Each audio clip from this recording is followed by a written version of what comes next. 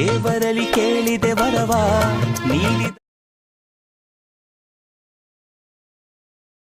ಯಾರು ತಿಳಿಯೋರು ನಾ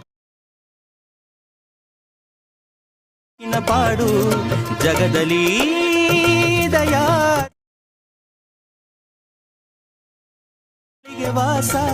ಬರೆದಿತ್ತು ಮರದಡಿ ವಾಸ